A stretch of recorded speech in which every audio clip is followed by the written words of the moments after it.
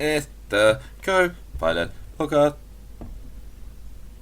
Introducing our new co-host, Joe the Robot. Do I sound like a robot? That's quite good. I was trying to sing without any sort of musical intonation or melody or tone, and that's how you sing normally. That's very true. It's been a while since we've done one of these. It's been about 3 weeks. It's bizarre. It'll be for us, for on you, schedule for everyone else. Yeah, because we're still so fucking far ahead. Well, yeah, it's the end of November now. To be fair, in recording world, in the real time, so that's late September. I have to report that I went to Tesco's on Sunday, so that was only 2 days ago, and the Christmas stuff is already out. Oh, it's not. Really this is why I do online fucking shopping. Annoying. So I don't have to see what time of year it is. I've noticed it started getting dark early, which is nice. It's also dark early in the morning as well, so I have to drive to work in the dark now. And cold as well. We got back from holiday and it was, okay, well, we just decided we have to put the heating on now. Oh, we're not quite at heating on yet. I'm still sleeping with a window open because I'm just that guy. It's just like, is it snowing? No, window's open. I am getting out of bed at 5:45 every morning, so yeah, slight change in temperature there. No, I mean I had a week off where that's bedtime for me when I'm not working. This is all unimportant bollocks. Well, let's get to the meat. Yes. Please, can we start with Lie to Me? I have considerably more to say on this one. Yeah, no, Lie to Me basically is fucking incredible. It's wicked. I really like it. And it was so good that Lisa actually stopped what she was doing to come and watch it too. Ooh, that's good. So why don't, as you discovered this one, set us up. Who is Lie to Me? Well, imagine in my first year of university, I was just on Netflix, right? Just browsing around and I was like, ooh, that's got Tim Roth in it. I wonder if that's any good. It was. Can I stop you there? If it's got Tim Roth in it, he's good in it. I say that because as I was saying this, I just remembered he did play Sepp Blatter in a film about FIFA that was financed by FIFA at the time that FIFA were being investigated for corruption. So that actually, that's probably not the best film, but he's a mark of quality, particularly on this show. Yeah, well, he's appeared twice this season. So he plays Cal Lightman, the genius who pays too much attention to people's faces. Is what I can gather from all of it that I've watched. And I think it's hinted that he used to work for the FBI or the CIA or something. Well, he's given a lecture to the two FBI agents, so it implies he's had history in that sort of field. Yeah, so now he uses like micro expressions just to figure out if people are lying. It's kind of the same thing that Daredevil does with listening to people's heartbeats. Yeah, that's true. It's apart from Tim Roth can 1 see and 2 is not a superhero. Yeah. Well, if anything, he would be a villain because he's been in a Marvel film and he was a villain. Abomination. Yeah, he was Abomination, wasn't he? Yeah. Thought so. In the Hulk, the official Hulk film that is somehow part of the MCU. But so basically, they get called to assist on cases from a variety of very famous American organizations like CIA, FBI, and also apparently politicians. Is they're just like, is this guy a cunt? We need to know that. Immediately it's like, oh, here's a politician, and he's like, yeah, no, he's absolutely a liar. What I like is that he never denies that like, because of what he does, it's almost implied that he doesn't lie. Like, to start, like, at the start of the show. Yeah. But as it goes on, he's just like, yeah, no, everybody lies. And I was just like, What did he say? He said humans on average lie once every 10 minutes of conversation. Or is it 3 times every 10 minutes of conversation? I think, yeah, it was like 3, I think. Maybe it's higher than that. I don't know. I can't remember. But yeah, there's like a scale of lying. There's like, oh yeah, no, like, I don't want to record, I'm just feeling a bit sick, when it's actually, I don't want to record, I'm a bit sick off your voice. Like, these are the lies that we tell. Wait, lies? I thought you were telling the truth. The first bit is the lie. The second bit, where I just define what I'm sick of. But it's all through micro expressions and body language, and that's the key sort of hook as to, because I did worry that I was talking to someone at work about this. We watch a lot of detective shows for this and just generally, and something that's starting to bug me, not quite as much as Amnesia, but something that does bug me, is the sort of superhero detective, by which I mean, like, they just look at someone and they know instantly, like that, who's done it. Was it like Jonathan Creek, Sherlock Holmes, or that sort of stuff? I can forgive Lighting, I can forgive Lightman, because it's all based on body language, my expressions. While I think a lot of that is bullshit, it is an interesting way of looking at it, and I think something that reinforces how brilliantly they use it in this show. At the point where it's about to go to an ad break, one of the I think it's the first ad break sort of gap they leave in the show, is he says people who touch their nose are hiding something, and it cuts to a picture of Saddam Hussein touching his nose, and it cuts to a picture of Mike Tyson touching his nose, then goes to black, ready for adverts. And I thought that was a genius touch. Those little things where it shows someone rooting it in reality. And there's like pictures of Bill Clinton, and mentions of I did not have sexual relations with that woman, that sort of thing. That stuff is because there's because the story that the case that they're working on is the kid who's accused of killing his teacher, and he's, I can't, and it's not that kid specifically, because they're just like, yeah, he's telling the truth, he didn't kill her. But what I like is that they almost ignore the fact that the FBI is just like, yeah, no, we don't really care. Like, you're just here because someone wants to be sure. Yeah. Because he's a minor. It's not like, we don't need you to figure it out. But then they just sort of go, well, fuck you, and just go figure it out. But yeah, no, and it's they're talking about because they have 2 cases in this one. They've got because they're talking about shame a lot. Yeah, that's it. Oh, the hand yeah, on and the that's face, where isn't it? Yeah, the hand on top of the head, yeah. And then they sort of go, but that's not the kind of shame that he's feeling. Or something, or I can't remember exactly what it is. Was it sexual guilt? It turns out to be, because he's lying, because he's in the wrong place, the wrong time, doing something he shouldn't be doing, and that's why he's not coming forward and saying, actually, I didn't kill her, this is what was happening. Yeah, and with the other one, it's like, oh, I'm paying this.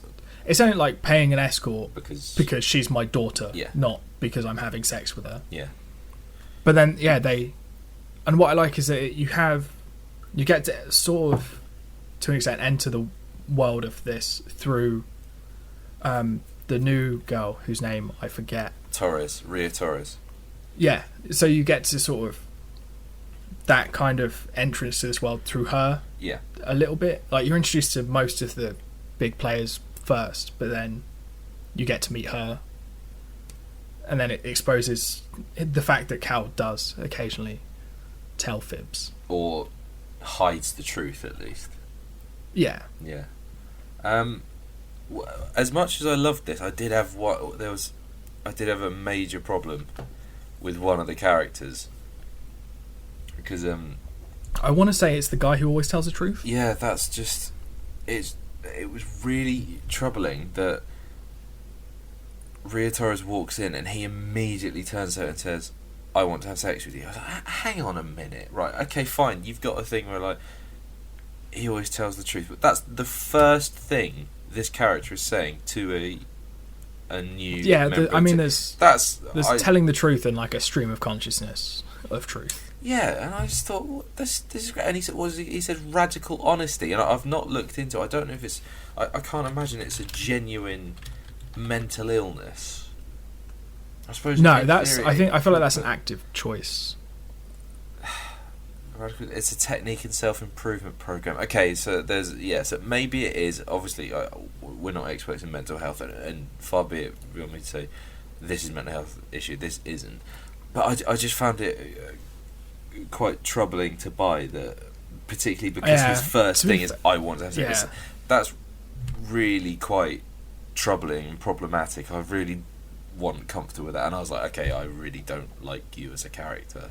To be fair, I can't remember much about his character going on, so I don't know. I feel like that probably sticks around, but it probably gets less cringy the more everyone knows each other. Yeah, I mean, as a narrative device, it's interesting because if you set these people up as having, okay, this person always tells the truth, you then open yourself up to have space to say, okay, but then when he eventually doesn't tell the truth, that's an interesting plot point. The same way that Lightman can read any particular person and say, right, you're lying about this, you're raising your hand to your face, which means this, you're feeling this sort of emotion. The really interesting part of the show going forward, I imagine, would be the point when he meets someone who he can't read, or someone who knows the same things as he does and knows how to counter those, or, you know, as you say, when it's revealed that he's not always necessarily telling the truth, or he's hiding the truth or something. That's the real interesting character stuff. But yeah, basically like giving him like an archetypal villain who is just obviously his like opposite. Yeah. I think some of those interesting plot points come up, or they might have had they not fucking cancelled it. Yeah, it seems it's like Hannibal, I imagine, like, because on the strength of this first episode, anyway, I think it feels like this series really has legs. But the fact that the viewership never dropped below 4 million per episode in US. Yeah, It's not hugely high, but it's not like low. Yeah. Well, yeah. Season 1, the lowest was 7 and nearly 8 million. See, that's pretty strong. Yeah, it's better for like last episode of the season. It's season 2 that has the dip, and then I think season 3 started to come back strong. But you tend to find that it's like the first episode's got a lot, and then the last episode will have a lot of viewers, and then they're sort of like it'll dip into a sort of, you know, middle point would be the lowest typically. Looking at I mean, the thing that annoyed me the most is that it really it sort of goes, well, here's the story for season 4, and then I'm just like, so where's season 4? It was cancelled. It does set it up then, and then just doesn't do it. Oh. It's kind of like they didn't know they were being cancelled sort of cancellation. It's so cutthroat with American TV, because with British TV at least you get to finish the series. You know, it's like, okay. Yeah, well, I think it's because generally it's bought season by season. They sort of go, well, kind of try and wrap it up, so just in case. But I couldn't fault this other than that particular character. Weird truth-telling guy. Yeah, what really I like is the thing him, the thing that really humanises Cal for me is the fact that he's not infallible. Like, it's not that he doesn't notice things; it's that sometimes it takes a couple viewings. So they tape everything. Yeah. And it's quite nice to see them sometimes just sitting back and being like, oh yeah, I didn't notice that. Or also the fact that they solve a crime. Yeah. Like, that was pretty cool. Yeah. Like, but the other thing, and we will touch on this when we come to The Mentalist, he's very charming, he's very likeable, and I think because he's English, or that his accent does do that weird transatlantic things in a couple of scenes, it separates him from the rest of the team in quite a nice way. It's a familiar accent to our ears, obviously because we're English and we're grown up hearing that accent. It just made him a bit more relatable to me anyway. And it's Tim Roth. I think he's one of the Roth. He's a hugely underrated actor. I really, really like Tim Roth. So far, every pilot he's been in has been great. We've liked. Yeah. And in both, we've sort of touched on the fact that he's British in an American show. And we've gone, there needs to be more of that. But that's quite a smart move in a market. If you're right, so if you're an English actor and you're thinking, okay, how do I get noticed? I will move to a market where my heritage, my background, my accent, my baby, all that will stand out. I'll go to America. I've got an edge on, the blonde, good-looking Californian detective. That's true. So that makes sense. Especially it's the same with Johnny Miller in Elementary. Yeah, they almost had to cast a British guy because it's fucking Sherlock. And why not make him a heroin addict? Yeah, exactly. Well, I mean, in the books, he's addicted to opiates, so yeah, that's true. He's like, I've got experience there. You know, just my baby. It up. And in the BBC version, they just really toned it down. Like, he really likes cigarettes. You imagine how safe they could have played cigarettes? it. How safe they could have played it. He can't stop buying Freddos. Even as they get more expensive. Oh, don't. He is a madman. They're 20 pence now. I don't care. I buy big bars of chocolate because I'm a grown-up. Oh, big boy. And then I sit in bed and I eat the whole fucking thing. Big boy shit. Well, big girl shit. Big girl shit. Yeah. So, I have a question. Are you going to continue watching it? I would love to. I really, really would like to watch it, and I think Lisa would quite enjoy it as well. She really liked the pilot.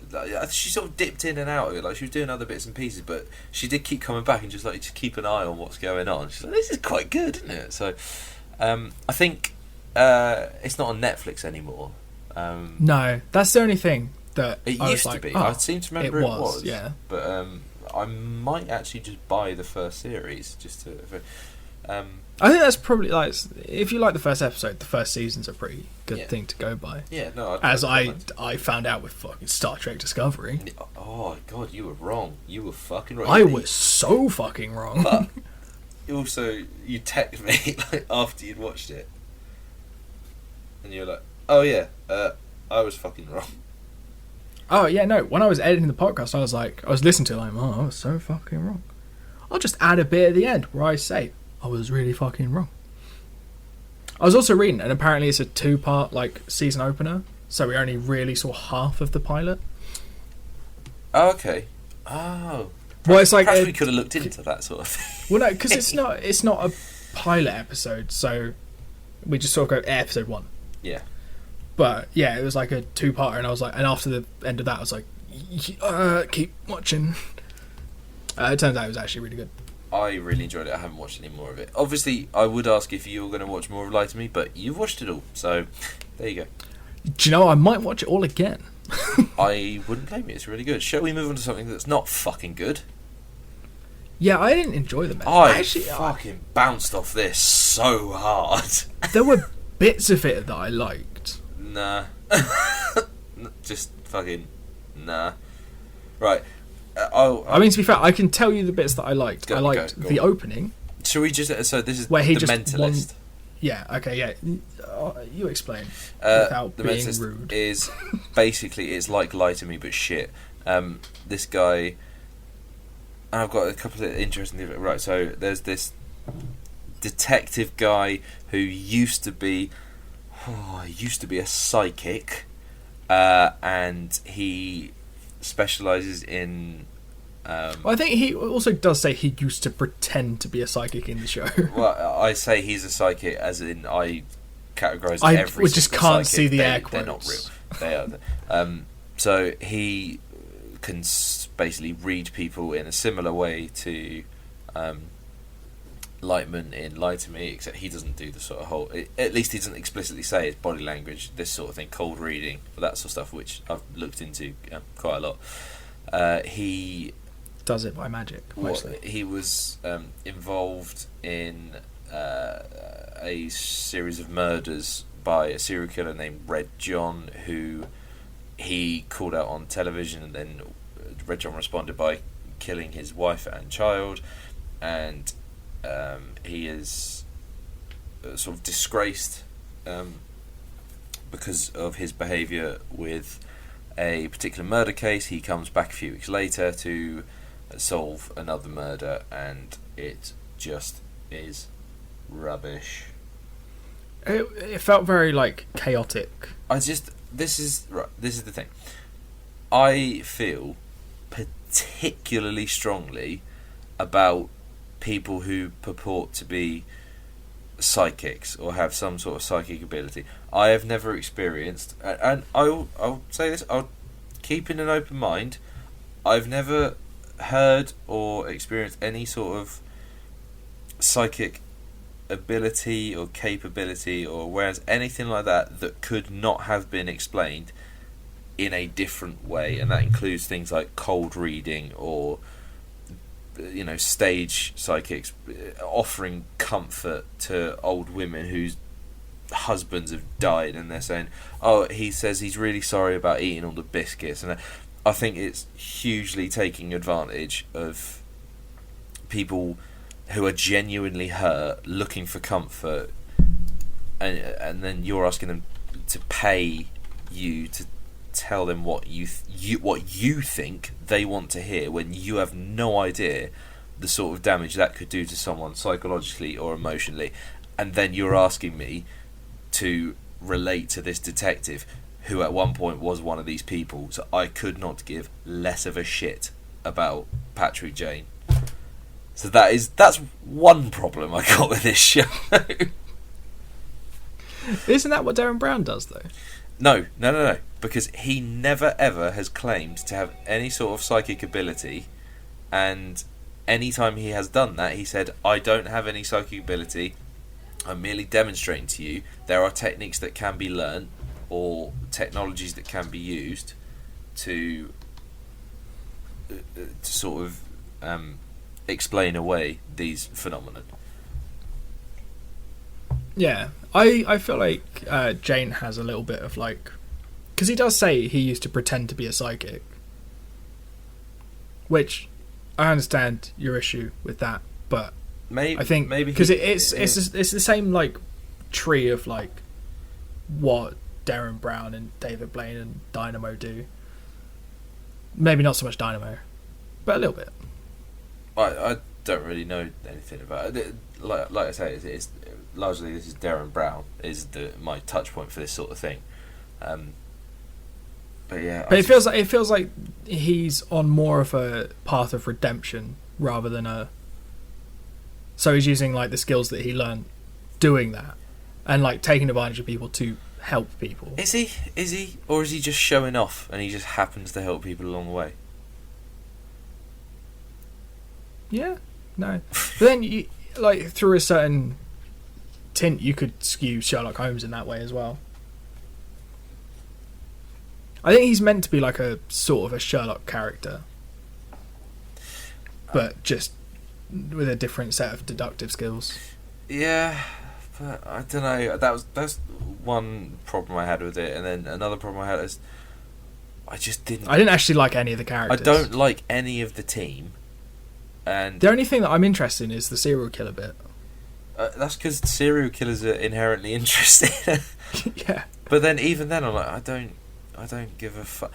But the other thing is he goes in to explain away things that to any investigative team would be blindingly obvious, but he goes in acting as if I'm the only one that could have spotted that. The fact that the Red John logo, which is a smiley face with so it's a circle with two eyes and a smile, right? It's very obvious that the circle's been drawn with the other hand in the other direction, so it's anti-clockwise rather than clockwise. and the fact that it's on a different wall to where it would normally be. So he says he's a fan of theatre, so as you open the door into the room where the murder's taking place, the first thing you see is his logo, the smiley face on the wall. The fact that it's on the wall behind the door, so as you open it, the first thing you see is the body, you turn around, then you see the face. That would be blindingly obvious to any forensic team.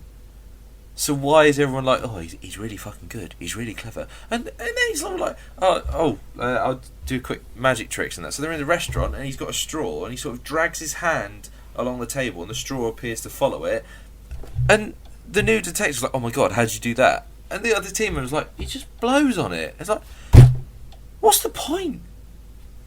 Yeah, there's a lot like this. I didn't like this either, No. particularly. But in particular, I feel like I didn't have as much of a reaction as you did. I just didn't like him. But then I didn't like any other member of the team, but specifically him, I really didn't like. So yeah, and the problem I have with it is also how much of the evidence that he finds is like, can you actually use as evidence? It is not just entrapment. Exactly. Exactly. Maybe there are different laws if you've got a mentalist. I don't know. But that's sorry. No, that's, trouble is, I watched this, which was like a. I mean, it's not based on anything real. Like neither of these are. But then the day after I watched both of these, I then watched the Netflix Manhunt Unabomber. Oh yeah. Which is incredible. Oh okay. Admittedly, it is. I'll have to watch that then. Yeah, no, it's really good. Also, it's got Paul Bettany in it. Okay, fair. I like him. And I have a real problem seeing him being a bad guy because I'm like, but Vision, why? You just remind me of something that I did think of though, is that as I was watching this, thinking this fucking psychic bullshit is really pissing me off, I suddenly went, hang on a minute.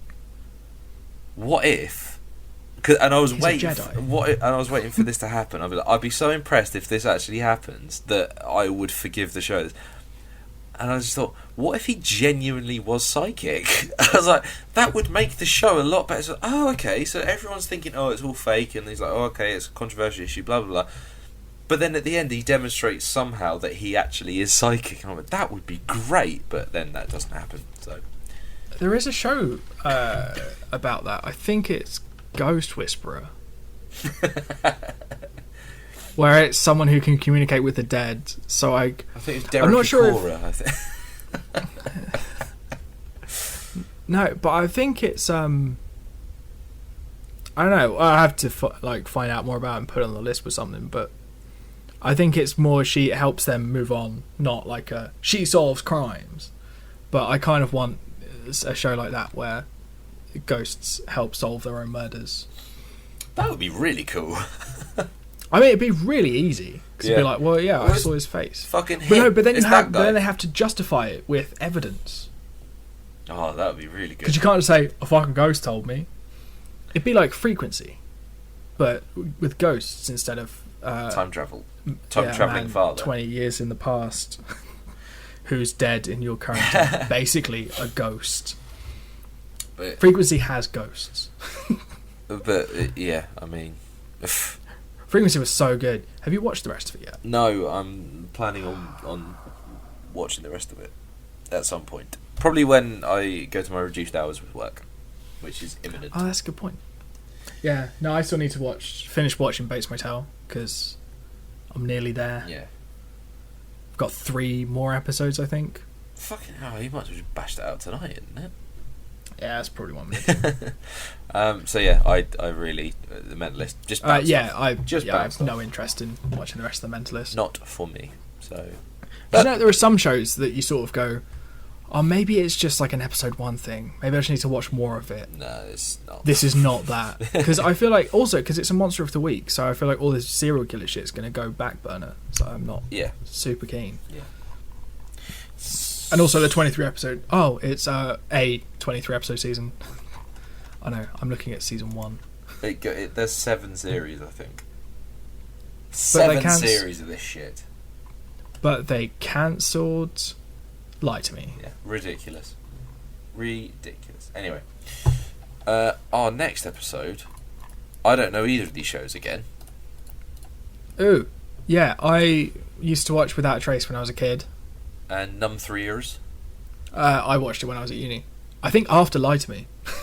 Has Numbers got Tim Roth in it? No. Sorry, excuse me. Yeah, I must be confusing. I remember you watching a show with Tim Roth in it, and that must have been Lie to Me. Yeah. Okay. No, Numbers is solving crimes with math. And Okay. Without a Trace is, fuck, we've lost someone, we need to find them in the next 48 hours, otherwise they're probably dead. Cool. That sounds really fun. I look forward to it enormously. But now, Yeah. I must go and eat pizza. Think about it, they are two very different shows. But we've said it now, so we have to do them. Cool. I'm going to go and eat some pizza. I am going to go cook some pizza. And watch Bates Motel. Yeah, probably. That's what I've been doing for the last few days. I've just been like lounging on the sofa, just like, murder. Right. Fair. See you I'm later. a very good person. Oh dear. Bye. Bye.